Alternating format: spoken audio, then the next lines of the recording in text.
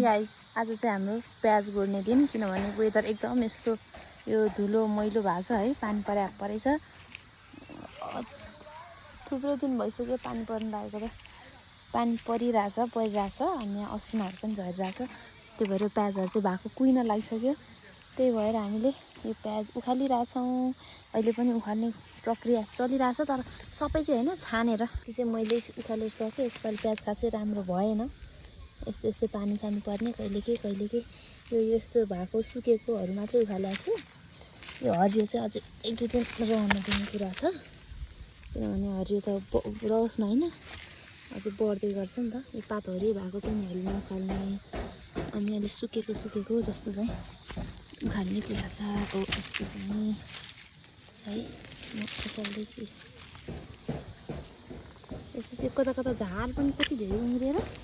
प्याज कहाँ छ भन्ने नै थाहा नहुने कि देखिँदैन देखिने कि सिल्भिया आयो आऊ अन्त मेरो छोरीहरू आयो यति बेला आउँदैछ नि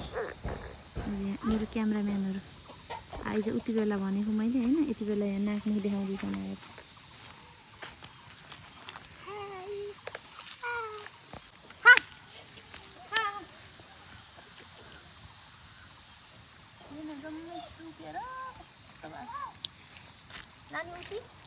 नानी उठी छैन यसो नउसै गर्नुपर्ने अलि चाँडै गरौँ फेरि पानी पनि पर्न लाग्छ कि होइन यस्तो छ पुरै मौसम जस्तो चाहिँ गर्नु पर्यो कि पहिला आफूले लगाएको प्याज आफै गर्न मजा आइरहेको छ होला नि के अन्त तपाईँ जाति चाहिँ खुसी हुनुभयो छैन यस्तरी प्याज मरेर सुकिसक्यो अब अलि राम्रो भासी त हुन्थ्यो होला यो हेर्न यस्तो भएको सुकेरै यस्तो प्याज गोड्नु पनि के खुसी हो नि त अलि राम्रो भएको कुखुराले कति दुःख दियो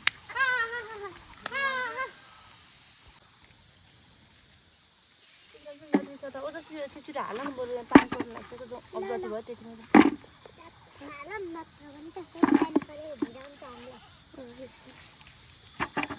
गरम पऱ्यो नसोधिकन है फेरि म त भुल्छु कि कहाँ यो ओरिजिनल यो गोडेको कुन हो बोटको कुन हो प्याज म त भुलिहाल्छु कि चिन्दिनँ कति झुक्किन्छु कति रहन्छ यस्तो तिमीहरू गऱ्यौ सिल्भिया हामी त गरेर पनि भइसक्यो हो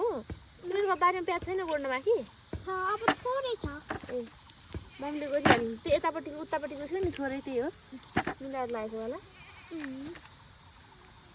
तपाईँहरूको त पुरा टन्नै फालेर रहेछ त्यो प्याज त तिमीहरूको झन् कति धेरै छन् कि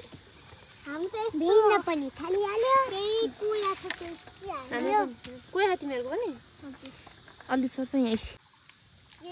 अलि छोड त यस्तो कि हेर न कति हो कति टिप्यो जति टिप्यो त्यति सबै कुहिया छ बोटे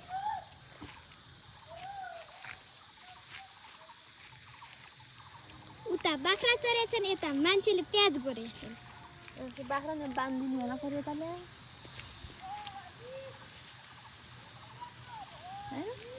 हजुर